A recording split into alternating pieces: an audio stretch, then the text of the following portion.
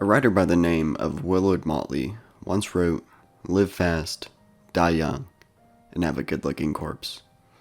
The Commander deck we'll be talking about today attempts to embody these words and leave a lasting impression on the game. Today, we'll be talking about the Commander Mr. Orfeo, the Boulder, and a deck I like to call Mr. Pump. With Mr. Orfeo leading the charge, we will want to know what he does best and how we can capitalize on his ability. His ability reads, whenever you attack, double target creature's power until end of turn. With this ability, we can pump his power to numbers that can result in lethal for our opponents. Since he's our commander, the key number we're looking for is 21 damage to threaten lethal to someone. We'll try to achieve this number not through artifacts or auras, rather one-time pump spells such as Giant Growth or Become Immense.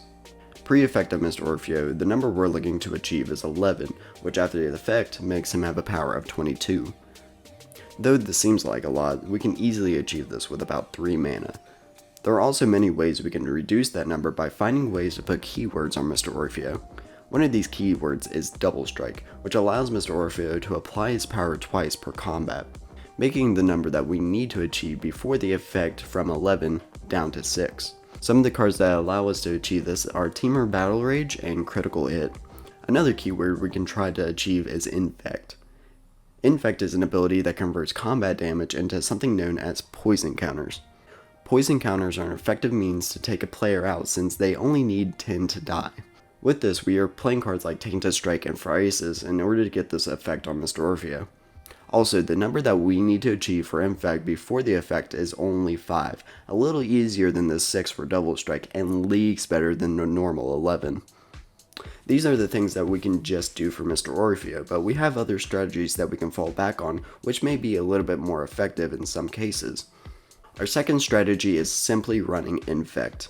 With our deck containing a large amount of pump spells, we can utilize them on other creatures than just Mr. Orfeo. Creatures like Glistener Elf and Plague Stinger apply instant pressure on our opponents, as with just a little help can cause them to lose the game. This strategy works without Mr. Orfeo, however he can be a huge help to our resources, as we don't want to waste all of our pump spells on one attack unless needed. The key number for attack on these creatures is going to be 10 or 5 with Double Strike or Mr. Orfeo's ability. Though it seems like a bit of overkill, if Mr. Orfeo is on the battlefield and we also give our Infect creature Double Strike, then the number we need to achieve is 3 power before Mr. Orfeo's ability, as we will be dealing a total of 12 damage, which gets converted to more than enough poison counters to kill someone. One of our last strategies, and one that may not be utilized as heavy, is simply pumping our enemies' creatures. This seems like a strange option, however it can be a very cheeky way of laying out board states and dealing large amounts of damage to our opponents. In some instances, we'll be able to give enough pump for one of our opponents to take out another. One of the better options for this slot is Tainted Strike, as we'll be able to give any creature on the board Infect at instant speed, as well as pump to simply take someone out of the game from nowhere. This tactic may not be the greatest though, as we are using our own resources in order to deal damage that could have been better utilized by us and our creatures. This tactic should only be applied if we have pump in our hand that we cannot use. This deck has a few different downsides, with the most prominent being that we are an aggro-based deck. We don't want the game running long, or we will simply be outplayed, with players having strategies that will override our own. By around turn 5 or 6, we will start seeing these problems really become prominent, with people developing their board states and having better interaction in hand. An opponent with one blocker without us having trample can really put us on a standstill until the problem can be solved. Also, if our strategy does partially work and we're able to kill someone off rather quickly, say turn 3 or 4, then we will be assessed instantly as a threat at the table and we receive a lot of hate to slow us down. Should our board receive too much hate, then we're resorting to making Blood Rush creatures to make up our board state, and for anybody that played in Return to Ravnica can tell you that this isn't the greatest position to be in.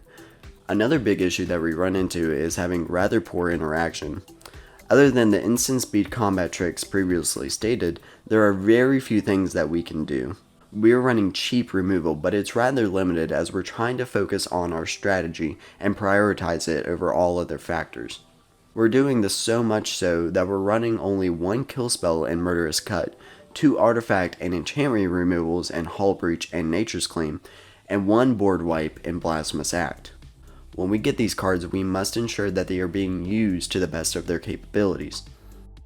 One of the final issues that the deck can run into is that we run through the cards in our hands very quickly. When we set up for a kill, there can easily be 3 cards that we need to use, limiting our options post-combat and on subsequent turns. We attempt to mitigate this the best we can through draw spells like Read the Bones and Wheel of Misfortune, as well as craft our hand a little better through Faithless Looting and Scrylands.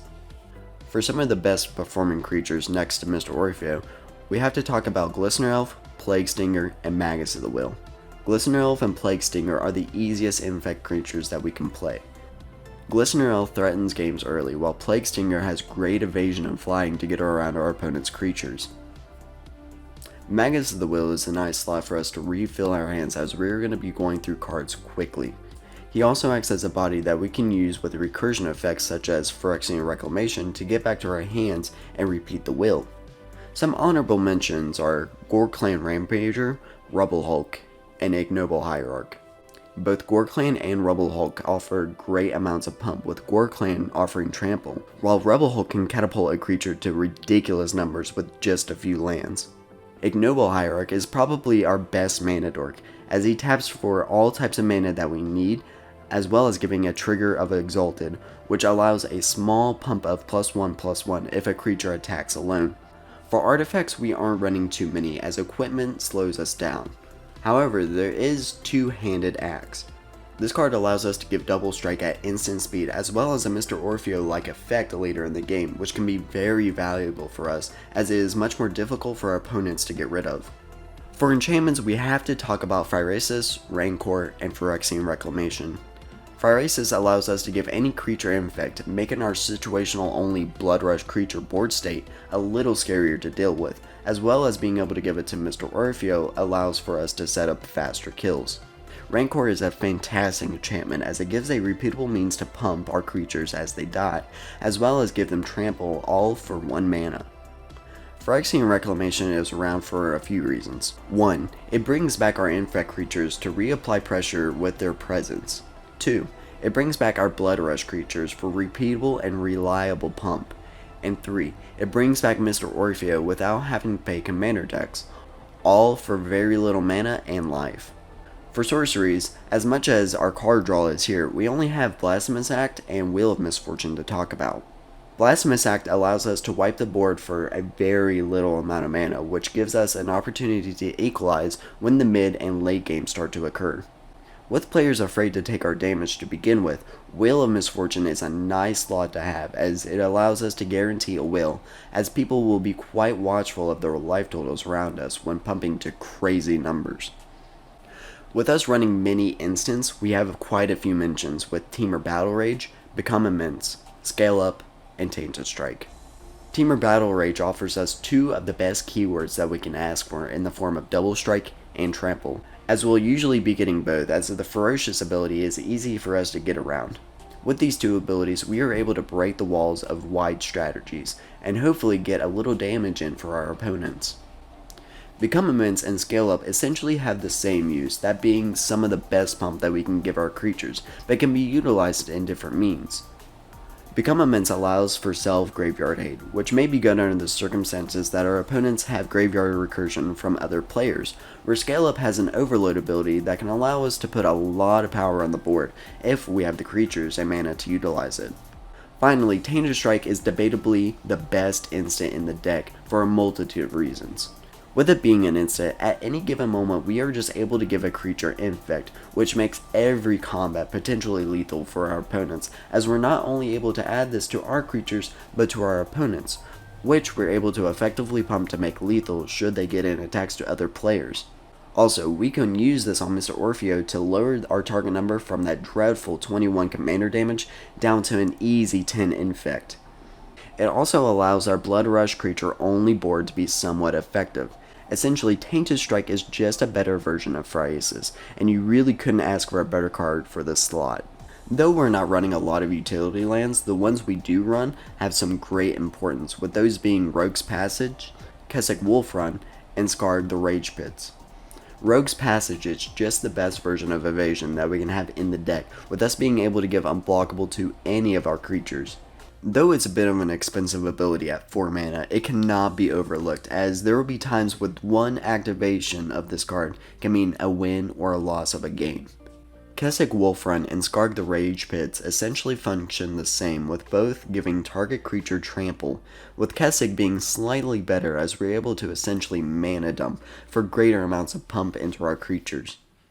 Though it doesn't seem like much, these cards can have a big effect on how effective it will be, which is why we're running Sylvan Scrying and Expedition map to find them. Since we are a fast, low to the ground strategy, the deck does not run Planeswalkers or Battles. These two card types would simply hinder us and more than likely be dead cards in our hands. With this being a partially budget deck, there are many cards that can be added to make it a bit better. Berserk is an incredible pump spell that essentially is Mr. Orfeo's ability at instant speed that adds trample, with just the downside of having to sacrifice the creature at the end of the turn. Sylvan Library is ultimately one of the better ways to smooth out the draws in the deck, as well as potentially filling your hand if you're willing to pay the life. Inkmoth Nexus is essentially just another low-cost infect creature with flying that can tap for mana if needed. And if you have the money to spend, Wheel of Fortune is just a better version of Wheel of Misfortune and can refill your hand to keep going. Mr. Orfeo is meant to play fast and aggressive. It wants to make ridiculous numbers early to kill off commander damage, or hope to get some infect in and snatch a few kills before making it to the late game.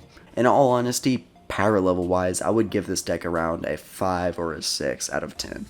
This deck performs rather well at its job of killing 1 or 2 players early, but once the mid to late game starts, the deck has a rather hard time of keeping up. If this deck is something you're interested in trying and potentially playing, there will be a link to it in the description. With this being my first video, I hope to be able to make more in the future talking about decks that I've made and theory crafted around, hopefully inspiring some of the players out there. Either way, thank you for watching, and I hope to see you in the next video.